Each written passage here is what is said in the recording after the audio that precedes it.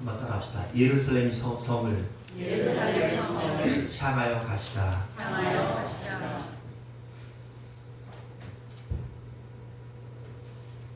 오늘 우리가 부활주의를 하나님 앞에 지키고 있습니다. 근데 이 부활주의를 지나기 위해서는 우리가 먼저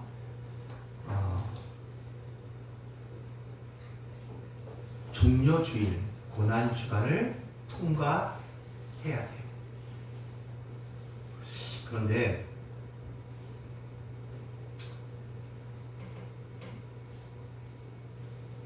오늘 본문에 보니까 이 말씀은 이렇게 시작합니다. 예수께서 이 말씀을 하시고 예루살렘을 향하여 앞서서 가시더라. 예수님이 지금 어디를 향해서 앞서가셨다고 했죠? 예루살렘을 향해서 앞서 가셨다 그랬어요. 여기는 지금 감람원이라고 불리는 산 쪽에 있는 벳바게를 지나서 베다니에 가까이 있는 동네에 갔을 때 이제 이게 예루살렘에 가까워 가는 거예요. 그런데 두 동네를 지나요. 벳바게와 베다니. 그때쯤에 아마 이때가 이제 한 예루살렘에서 2km에서 3km 정도 남아있는, 예루살렘에 다 와가는 그 중에 예수님께서 제자 둘을 보내셔요. 맞은편 마을로 가라. 그리하면 아직 아무도 타보지 못한 낙이 새끼가 메어있는 것을 볼 것이다. 풀어 끌고 와라. 근데 만약 누가 이거 왜 끌고 가냐 이렇게 묻는다면 주가 쓰시겠다 그렇게 말해라. 제자들은 예수님의 말씀을 듣고 갔더니 정말 어린 나귀 새끼가 묶여 있는 거예요. 그래서 그것을 풀어서 가져오려고 했더니 그 나귀의 임자가 여기 보니까 임자들이라고 33절에 말해요. 어찌하여 나귀 새끼를 품냐? 이렇게 물어요. 그러자 주님께서 말씀해 주신 대로 주님께서 쓰시겠다고 하셨습니다. 그 뒤로 어떤 이야기가 기록되어 있지 않아요. 아마 그 주인들이 그 말씀을 듣고 그 나귀 새끼들을 순순히 내어줬던 것 같아요. 그리고 그 나귀 새끼를 끌고 와서 자기들의 겉옷을 나귀 새끼 위에 걸쳐놓고 예수님을 태웁니다. 그리고 가실 때 다른 제자들이 자기의 겉옷들을 그 길가에 폈어요. 그러니까 그 나귀 새끼가 그 제자들이 펼쳐놓은 그 겉옷을 밟고 지나갔겠죠. 그러면서 제자들이 또 이 광경을 보러 몰려온 온 무리들이 이 예수님께서 어린 나귀 새끼를 타시고 예루살렘에 입성하시는 이 모습을 보면서 찬양하기 시작해요. 큰 소리로 하나님을 찬양해요. 38절 내용이에요. 이르되 찬송하리로다. 주의 이름으로 오시는 왕이여, 하늘에는 평화여, 가장 높은 곳에는 영광이로다. 아마 이게 그 당시에 있었던 어떤 히브리 사람들의, 이스라엘 사람들의 찬송가 가사 같아요. 찬양을 막 이런 가사로 찬양을 막 불렀더니 바리새인들 중에 어떤 사람들이 선생님 너무 시끄럽습니다. 저희들을 좀 조용하게 해달라고. 그리고 오늘 본문에 나와 있지 않지만 이와 똑같은 본문이 기록된 마태복음 21장과 마가복음 11장, 요한복음 21장에 보면 이때 어린아이들이 많이 와서 더 큰 소리로 함께 찬양하며 호산나 우리의 왕이여 하면서 이렇게 예수님을 맞이했다는 그런 장면들이 묘사되어 있어요. 그러니까 아마 엄청 이 행렬이 시끄럽고 엄청 거창한 행렬이 자꾸 변해가니까 이걸 보기 싫었던 바리새인들이 제자들을 책망해 해달라고 예수님께 말해요.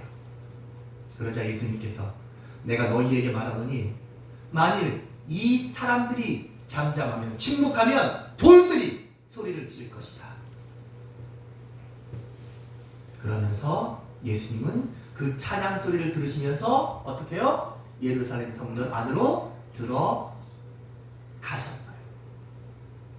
그리고 들어가신 다음에 예수님은 갑자기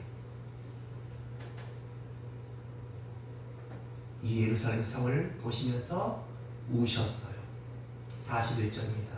여기 우셨다라고 하는 이 헬라어 단어는 그냥 우셨다는 게 아니라 에칼라우센이라고 하는 헬라어 단어를 쓰고 있는데 심히 통곡하셨다. 그런 너무 서글프게 우셨다. 그렇게 우셨다는 거예요. 그러면서 주님께서 통곡하시면서 우시면서 뭐라고 말씀하셔요? 42절에 너도 오늘 평화에 관한 일을 알았더라면 좋을 뻔하였거니와 지금 내 눈에 숨겨졌도다. 날이 이를지라 내 원수들이 토들을 쌓고 너를 둘러 사면으로 가두고 또 너와 및 그 가운데 있는 내 자식들을 땅에 메어치며 돌 하나도 돌에 남기지 아니하리니 이는 내가 보살핌 받는 날을 알지 못함을 인하니라. 이 말씀하시면서 예수님께서 예루살렘 성전을 보시면서 심히 통곡하셨다는 내용이 오늘 그러니까 절기적으로는 이 주일날 있었던 사건이에요. 특별히 예수님께서 예루살렘 성전에 입성하실 때 몰려든 군중들이 그때 종려나무 가지를 흔들었어요. 오늘 본문에 기록되어 있지 않지만 그 종려나무 가지는 뭐냐면 그 당시 이스라엘은 로마의 속국이었어요. 속국의 사람들은 무기를 휴대할 수 없어요. 칼이나 그래서 지금 아이들과 제자들 일부 사람들은 예수님을 순수하게 환영하고 있지만 거의 대부분의 이스라엘 사람들은 이 예수님께서 예루살렘 성전에 입성하는 것을 마치 로마의 승리한 장군이 개선문을 통과해서 막 들어가는 것처럼 그렇게 생각하면서 이제 이 예수님이 잃어버렸던 우리 이스라엘 나라를 다시 회복시키고 우리나라에게 다시 한번 주권을 세워줄 거라고 믿으면서 정치적인 메시아로 기억하면서 그들은 칼은 뽑을 수가 없었으니까 뭐예요? 칼을 대신하는 날카로운 가지가 뭐냐면 이 종려나무 가지였던 거예요. 그 가지를 높이 쳐들고 예수님을 호산나 하면서 환영했던 것이에요. 자, 그러면 이 종려주일 우리는 이 본문의 말씀 속에서 주님께서 우리에게 들려주고 싶으신 몇 가지 중요한 메시지를 함께 생각해 보려고 합니다. 첫 번째는 오늘 주님께서 하셨던 오늘 예루살렘 성전을 입성하신 이 사건의 첫 번째 교훈은 한번 따라합시다. 말씀을 이루려 하심이라. 예. 오늘 주님께서 예루살렘 성전을 향해서 가시고 또 어린 나귀 새끼를 타고 들어가시는 이 모든 사건들은 주님께서 당신의 개인적인 생각들로 하시는 것이 아니에요. 이 일은 우리의 구원을 위하여서 하나님께서 미리 쓰여진 성경, 어디죠? 구약 성경에 있는 그 메시아는 겸손하셔서 우리를 구원하시기 위해서 나귀 새끼를 타고 예루살렘 성전에 가셔야 된다는 스가랴 9장 9절에 있는 말씀을 응답하시기 위해서 오늘 주님은 어린 나귀 새끼를 타셨던 것이에요. 사실 이 모습은 아무리 생각해봐도 위험이 있거나 아니면 모든 사람들이 우러러볼 만한 그런 모습이 아니에요.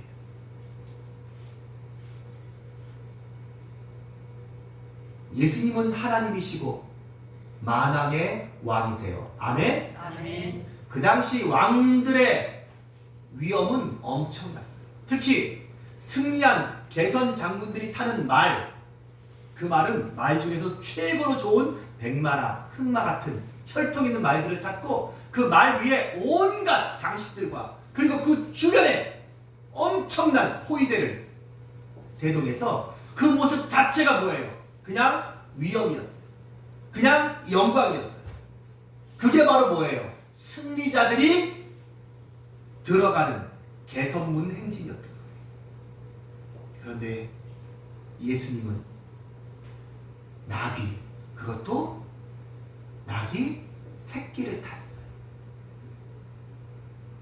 그리고 그 위에 안장 대신에 뭘 제자들이 평상시에 입던 겉옷을 얹혀놓은 거예요. 그리고 길바닥에 카페트 대신에 뭘 깐 거예요? 제자들이 그나마 자기들의 겉옷을 벗어서 내려놨던 거예요. 그러니 이 모습이 그 당시 로마의 승리자였던 수많은 장군들과 왕들의 그 입성에 비교해 볼 때 얼마나 초라한 모습이고 얼마나 우스꽝스러운 모습이겠어요. 여러분 한번 생각해 보세요. 제가 주일 아침에 다음 주가 이제 부활주일인데 더 영광스럽게 부활주일날 교회에 오겠다고 세발 자전거를 타고 오는 거예요. 그러니까 우리 장모님이 그 앞에서 목사님 그러시면서 이제 그 뭐예요?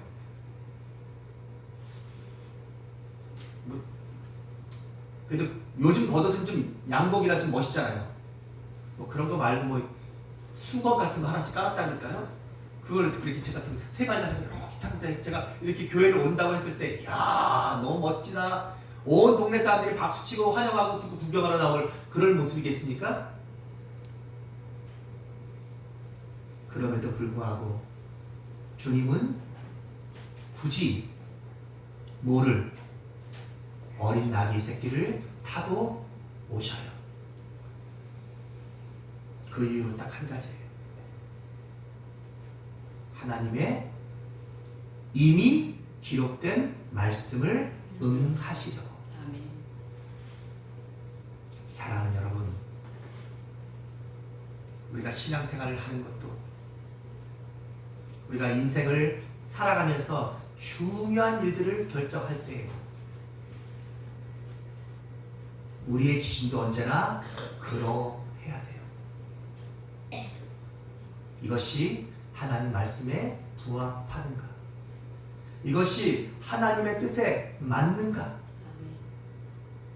때로는 내 생각에 맞지 않을 수 있어요. 내가 원하는 방법이 아닐 수 있어요.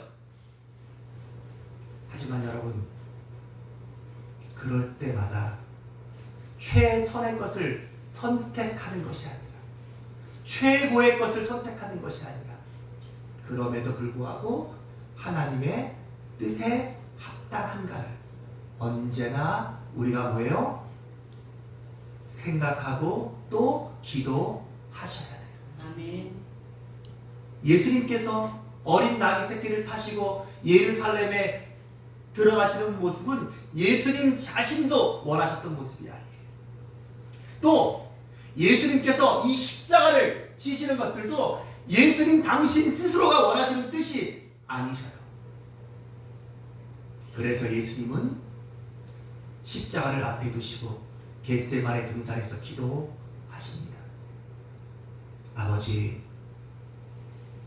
할 수만 있거든 이 잔을 내게서 옮겨 주십시오. 이게 주님의 마음이세요. 여러분, 우리가 인생을 살다 보면 어떤 일들은 좀 이렇게 됐으면 좋겠고 어떤 것들은 좀 내가 생각하는 대로 좀 하나님 이렇게 해달라고 우리가 기도할 때 있어요, 없어요? 있어요. 그게 나쁘다는 거 아니에요. 그게 잘못했다는 거 아니에요. 하지만 여러분, 우리가 조금 더 성숙해지기를, 우리가 조금 더 믿음에 굳게 서기를 하나님은 바라셔요. 우리가 성숙해진다는 것, 믿음에 더 굳게 선다는 것은 무슨 뜻입니까? 내 뜻이 있어요. 내가 원하는 것이 있어요. 그렇지만 그것보다도 하나님이 내게 무엇을 원하십니까? 하나님은 어떻게 하기를 원하시는가를 생각하고 찾고 그것에 그 뜻에 내 뜻을 접을 수 있는 것. 하나님의 뜻에 내 모든 결정권들을 기꺼이 꺾을 수 있는 것. 그래서 주님은 어떻게 기도하셔요? 그러나 나의 원대로 마옵시고 아버지의 원대로 아버지의 뜻대로 되기를 원하나이다. 그것이 우리 주님의 십자가이셨어요. 하지만 여러분, 이 십자가를 주님이 지시지 않았다면 오늘 이 세상 누구도 죄사함에 죽음의 문제를, 지옥의 문제를, 영생의 문제를 해결받을 사람은 아무도 없었다는 것이에요. 주님이 하나님의 뜻에 순종하여 십자가를 지셔서 우리에게 놀라운 구원이, 놀라운 천국이, 놀라운 승리가 주어졌음을 기억하십시오. 오늘 주님께서 어린 나귀 새끼를 타시고 예루살렘 성전에 들어가신, 예루살렘을 향하여 가신 첫 번째 의미는 하나님의 말씀을 이루시기 위해서예요. 하나님의 뜻을 이루시기 위해서예요. 두 번째로, 왜 예수님은 어린 나귀 새끼를 타시고 예루살렘을 향하여 가셨을까요? 그것은 겸손하시기 위해서예요. 예수님의 겸손을 완성하시기 위해서예요. 스가랴서 9장 9절의 말씀에도 그는 겸손하여서 나귀 새끼를 타셨다고 말씀하고 계셔요. 그러면서 오늘 본문 속에서는 겸손이 뭐냐 하는 것들을 우리가 읽은 이 본문 속에 그 겸손의 의미들을 숨겨 놓았어요. 먼저 예수님께서 보여주시는 겸손은 뭐예요? 충분히 당신이 세상에서 가장 좋은 말을 타셔도 되고, 세상에서 가장 좋은 왕자를 타고 올라가셔도 되고, 또 세상에 가장 화려한, 그쵸? 퍼레이드를 받으면서 가셔도 되는 그 길들을 가장 초라하게,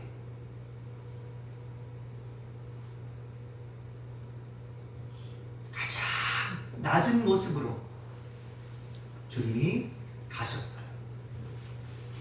그게 겸손이에요. 그러니까 겸손이란 무엇입니까? 내가 누릴 수 있고, 내가 할 수 있고, 내가 마음껏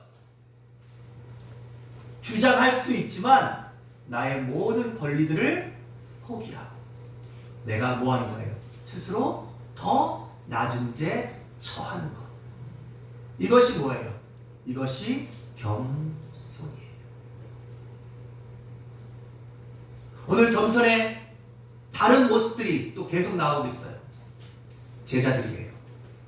오늘 다음 본문에도 보니까 29절에 감람원이라 불리는 산 쪽에 있는 벳바게와 베다니에 가까이 가셨을 때 제자 중 둘을 어떻게 했다고 해요?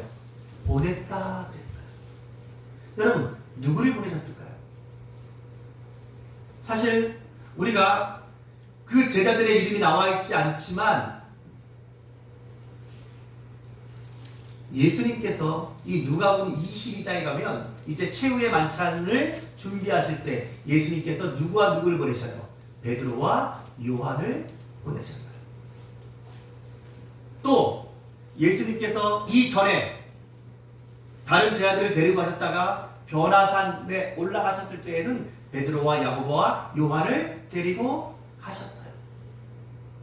그러니까 우리가 충분히 예수님께서 지금 이 제자 둘을 보냈다 할 때 그들의 이름이 베드로와 요한일 것이라고 충분히 우리가 뭐 할 수 있어요? 유추할 수 있어요. 물론 그럴 필요가 없기도 하지만 굳이 한다면 그럴 수가 있어요. 근데 그러니까 오늘 성경은 제자 둘 이렇게 쓰지 않고 베드로와 요한을 보내시며 이렇게 하셔도 되는 본문이라는 거예요. 그런데 굳이 그들의 이름을 밝히지 않으세요. 심지어는 그들이 이제 가서 그 일들을 행할 때 예수님 말씀대로 나귀를 풀어오면서 할 때도 그들의 이름들은 철저하게 드러나지 않아요. 왜요? 지금 예수님은 이 사건을 통하여서 철저하게 겸손이 무엇인지를 우리에게 보여주고 계시는 거예요. 게다가 여러분 그곳에 그 예수님께서 나귀 새끼를 가져오는 그 동네의 이름이 어디일까요? 여기 보세요. 지금 예수님께서 벳바게와 베다니 이쪽을 지나가시는데 가까이 가셨을 때 제자 둘을 보내시며, 그러니까 지금 어디 가까이 갔을 때요? 베다니 가까이 갔을 때, 이 베다니라는 동네는 아시죠? 성경에 자주 나오는 곳이에요. 마리아와 마르다가 살고 있는 그 동네가 바로 이 베다니예요. 이곳에 가까이 가셨을 때 제자 둘을 보내면서 너희는 맞은편 마을로 가라. 그럼 이 맞은편 마을이 지금 어디예요? 지금 베다니에서 지금 맞은편 마을로 가라라고 했을 때 여기는 어디겠어요? 거기가 바로 벳바게예요. 이제 벳바게라고 하는 것은 성경 전체에서, 신구약 성경 전체에서 오직 여기만 나와 있는 이름이에요. 또 이 벳바게라는 이름이 지금 실제로 지금 어디냐 하는 것들에 대한 것들은 전혀 알 수가 없어요. 이게 무슨 말이겠어요? 그만큼 이 벳바게라는 마을은 아주 작은, 그러니까 이게 감나론이라는 산 쪽으로 있는 산에 있는 작은 마을, 산 속에 있는 작은 마을이라는 거예요. 그래서 심지어는 성경에 한 번도 기록되지 않은 이름이라는 거예요. 근데 그 이름이 지금 딱 소개되고 있어요. 그 벳바게라고 하는 산동네로 예수님께서 이 나귀 새끼를 데리러 보내신 거예요.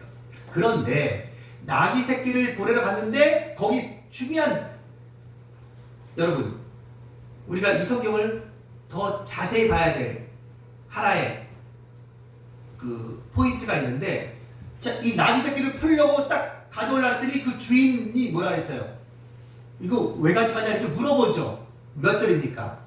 33절 시작. 나귀 새끼를 풀 때 그 임자들이, 여러분 보세요. 이 말이 중요해요. 지금 나귀 새끼를 풀 때에 그 임자가 아니라 그 임자들이 그래요. 여러분 나귀 새끼가 그렇게 뭐 엄청난 가치가 있는 그런 거 아니잖아요. 근데 여기 지금 산속에 있는 정말 작은 동네예요. 근데 이 나귀 새끼 한 마리에게도 임자가 한 명이 아니라 최소 2명 이상이었다는 거예요. 이게 무슨 뜻이겠어요? 그만큼 이 산속에 있는 동네는 정말 찢어지게 가난한 동네, 너무나 어렵고 힘든 동네라는 거예요. 이해가 되세요? 아멘. 이걸 우리가 놓치지 말아야 돼요. 그런데 이 나귀 새끼 한 마리에게도 주인이 한 명이 아니라 2명 이상 있는, 이게 3명일 수도 있겠죠. 그만큼 이 어려운 동네에서 그 나귀 새끼를 가져가려고 해요. 그런데 그 주인들의 이름은 나와 있지도 않지만 그들은 그 뒤에 뭐예요? 주께서 쓰시겠다 했더니 그 뒤에 성경은 아무 표현조차도 하지 않아요. 자, 제자들의 이름도 드러나지 않아요. 또 이 나귀 새끼 하나가 너무나 귀한 재산일 수밖에 없는 이 산동네에 있는 이름 없는 산동네에 이 찢어지 가난한 이 사람들이 주님이 쓰시겠다고 했을 때 이 나귀 새끼를 토 하나 달지 않고, 그쵸? 기꺼이 주님이 쓰시겠다고 하십니다. 제가 지금 무슨 얘기를 드리고 싶으냐면은 지금 겸손에 대한 이야기를 지금 이 성경이 지금 하고 있다는 거예요. 여러분 진짜 겸손이란 건 뭐예요? 지금 예를 들어가지고 이 배단위 동네에서 나귀 새끼 한 마리 누구 주인에게 가져온다고 했을 때는 그거 별일 아닌 거예요. 하지만 이 배단위 건너편에 있는 담남원이라 불리는 산 쪽에 있는 작은 동네 벳방에, 제가 중국에 가면 이번에 만나게 될 소수민족애들은 그 산속에서 어떤 사람들은 재산이 뭐냐면 이게 뭐예요? 그 고무다라 같은 거 있잖아요. 그것도 쓰다 남은 거 그거 들고 이게 재산 1호인 사람들도 있어요. 그만큼 가난한 그런 사람들에게 이 나귀 새끼를 주님이 쓰신다고 하니까 단 한 마리 토도 달지 않고, 어쩌면 이 나귀 새끼는 그들의 전 재산일 수도 있는 그렇게 가난한 사람들인데도 주님을 위해서 기꺼이, 그러면서도 뭐예요? 그들의 이름이, 그들이 그 주님의 말씀에 순종하는 그 모든 것들에 대한 일체의 터도 안 달려있다는 거예요. 이게 뭘 말하는 걸까요? 이것이 진정한 겸손이라는 거예요. 겸손이란 내가 무엇을 하는 것, 무엇에 순종하는 것도 겸손이에요. 그러나 더 중요한 진짜 겸손은 뭐예요? 그것을 내가 하고서도 내가 드러나지 않는 것. 지금 예수님의 겸손이 그런 거예요. 예수님이 하나님이시면서 만왕의 왕이시면서 세상의 모든 경배와 높임을 받으셔도 마땅하신 그분이 이렇게 비천한 모습으로, 그것도 가장 우스꽝스러운, 보통 어른들은 이 나귀 새끼 타지 않아요. 그러나 그런 나귀 새끼를 타시면서 우리의 왕으로 예루살렘에 입성하시는 이 예수님의 겸손함을 지금 제자들의 이름을 가리우고 한 번도 성경에 소개되지 않은 이 작은 동네, 또 그 자기의 전 재산과도 같은 이 나귀 새끼 한 마리의 여러 주인들조차도 그 주님이 쓰시겠다는 말에 기꺼이 순종하면서 자신들이 그렇게 순종한 것들을 전혀 모아지도 드러내지도 나타내지도 않는 이 모습, 그게 뭐예요? 이게 지금 주님이, 이 성경이 말하고 있는 우리 주님의 겸손이라는 거예요. 이것이 바로 진짜 겸손이라는 것이 어떤 것인지를 우리에게 설명해 주시려는 하나님의 숨겨진 의미라는 것입니다.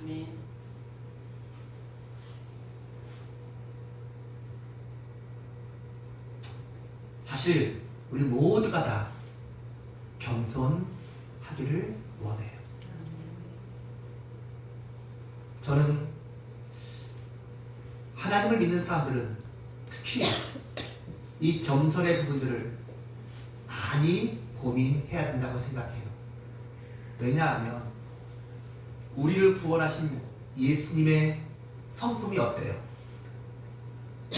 마태복음 11장 27절 28절에 나는 마음이 온유하고 겸손하니, 그러면서 나의 멍에를 메고 내게 배우라. 누구에게? 예수님께 배우라. 그러니까 예수님의 제자가 되고 구원받은 사람들은요, 다 어떻게 바뀌어야지 맞는 거예요? 예수님의 겸손을 배워야 되는 거예요. 예수님처럼 겸손한 사람으로 바뀌어져야 하는 것이에요. 그 겸손이란 뭐예요? 오늘 하나님의 뜻에 순종하는 게 겸손이에요. 자기를 드러내지 않는 것이 겸손이에요. 마땅히 할 바를 하고 또 어려운 순종을 해도 나를 드러내지 않는 것이 진짜 겸손이라는 것이에요. 오늘날 교회에도 보면 참 안타깝게 초신자들이나 또 교회 생활 얼마 안 한 분들이 교회를 시끄럽게 하거나 그런 분들이 무슨 시험에 들거나 그런 일은 별로 없어요. 언제나 어떤 사람들이 교회를 시끄럽게 하고 어떤 분들이 교회에 스스로가 시험을 주기도 하고 자기가 스스로의 시험을 당하기도 해요? 열심히 하는 사람들. 뭔가 일도 많이 하고 기도도 많이 하고 성경도 많이 하는 사람들이 목사님과 다투기도 하고 또 교회에서 서로 옳다고 서로 막 다투기도 하고 또 누군가에게 엄청난 상처도 주지만 또 자기 스스로가 또 시험에 들기도 하고. 왜 그래요? 겸손하지 않아서 그래요. 내가 한 일들을 목사님이 기억해 주지 않는다고 왜 시험에 들어요? 내가 한 일들이 왜 다른 사람들이 인정해 주지 않는다고 그게 왜 시험에 들어요? 여러분, 그런 것들을 바라고 하셨던 일이라면 여러분 안 하시는 게 나아요. 우리는 하나님께 하는 일이에요. 아멘. 우리가 예배를 드리고 봉사를 하고 헌금을 드리고 하는 이런 모든 일들이 목사를 기쁘시게 합니까? 여러분의 내가 이 정도의 믿음이고 나는 이걸 여러분들이 스스로 만족하기 위해서 헌금해요? 봉사해요? 전도해요? 여러분, 제일 중요한 거, 기도하는 사람들 겸손하셔야 돼요. 봉사하는 사람들 겸손하셔야 돼요. 말씀을 많이 할수록 겸손하지 않으면 그 말씀이 우리를 멸망으로 이끌어요. 사랑하는 여러분, 오늘 이 말씀이 주는 마지막 교훈은 십자가는 따라합시다. 겸손으로 지는 것이다. 뭐라고요? 십자가는 겸손으로 지는 것이라. 십자가는 겸손한 사람만 질 수 있는 거예요. 예수님은 가장 겸손한 사람이 되심으로 예수님의 십자가를 지실 수 있으셨던 거예요. 아멘. 그렇다면 이제 여러분과 나는 주님이 지신 십자가를 염려하고 걱정할 필요 없어요. 제가 가끔씩 한 번씩 그런 얘기를 드리는데, 제가 아는 어떤 분들 중에서 기도하면은 이런 기도를 하시는 분이 있어요. 오 하나님, 우리 주님이 지신 십자가를 저도 지게 해주시고 주의 십자가에 동참하게 하시옵소서. 이게 여러분 제가 의미는 알겠어요. 그렇지만 사실 이런 기도는 이게 정말 잘못된 기도 중에 하나예요. 여러분, 우리는 주님의 십자가를 질 수 없어요. 우리가 어떻게 주님의 십자가를 대신 져요? 안 그래요? 그리고 주님의 십자가는 이미 다 지셨고 승리하신 십자가예요. 그러면 여러분과 내가 져야 될 십자가는 뭐예요? 자기 십자가예요. 여러분, 내 십자가 지고 가시면 되는 거예요. 내 십자가를 발견하고 그 십자가를 지고 가는 거예요. 그런데 주님이 십자가를 지시고 승리하셨던 이유는 바로 오늘 주님의 이 겸손하심 때문이라는 것을 잊지 마셔야 돼요. 조금이라도 교만해지면, 내 안에 겸손함이 무너지면 우리는 십자가와 상관없는 사람 돼요. 그러나 우리가 겸손함으로 하나님을 향하여 서 있을 때 하나님은 우리의 십자가 질 수 있는 힘도 주시고, 아멘. 할렐루야. 아멘. 그 십자가 함께 져 주시기도 하시고, 아멘. 할렐루야. 아멘. 성령님을 통하여서 그 십자가를 통하여서 아멘. 우리를 예수 그리스도 닮는 사람으로 아멘. 성화시켜 주신다는 것을 아멘. 잊지 마시기 바랍니다. 아멘. 말씀을 정리하겠습니다. 오늘 우리가 이 종료주의를 보내면서 여러분과 저 우리 모두는 예수님께서 많은 사람들의 환영을 받으면서 많은 사람들이 호산나 예수님을 환영하면서 그 예루살렘 성에 입성했던 이 종려 주일의 진짜 의미는 예수님은 십자가를 앞에 두시고 하나님 뜻에 하나님 말씀을 이루시려고 나귀 새끼를 타셨다는 거예요. 예수님은 그 십자가를 지시기 온전히 감당하시기 위해 더 겸손해지시려고 나귀 새끼를 타셨다는 것이에요.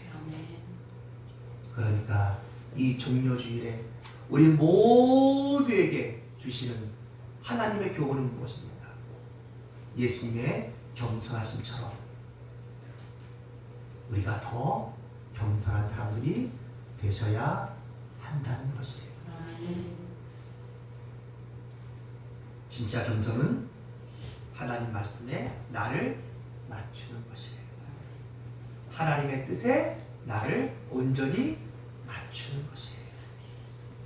때로는 그게 너무 마음 아프고 그게 너무 힘든 일일지라도 여러분, 그래서 우리가 더 겸손해져야 돼요. 그리고 그렇게 겸손함으로 하나님의 뜻을 이루었다면 내가 나타나지 않아야 돼요. 내 이름도.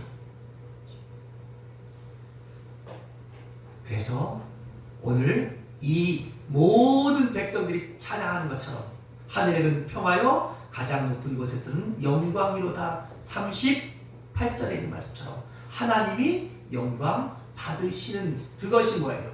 진정한 겸손이라는 것이에요. 내가 겸손할 때 하나님이 영광 받으십니다. 그러나 내가 교만해지면 하나님의 영광을 내가 취하게 된다는 것을 우리 모두 잊지 마시고 이제 고난주간으로 들어가는 종료주일,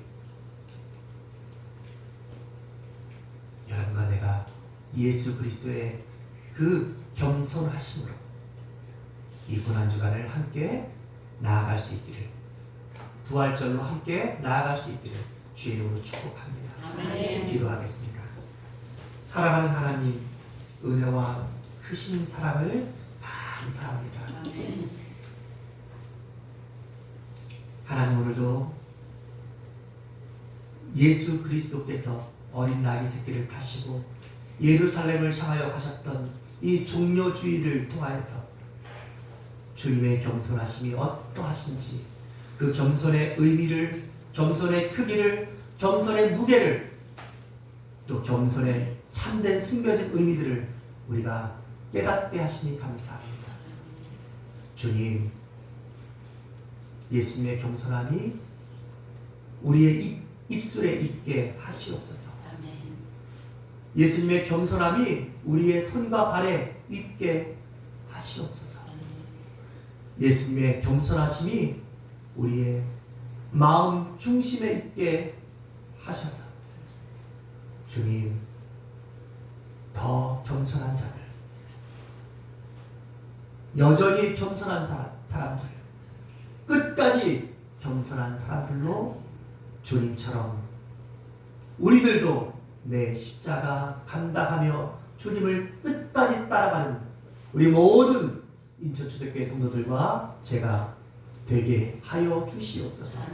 사랑하는 우리 주 예수님의 이름으로 간절히 기도합니다. 아멘. 아멘.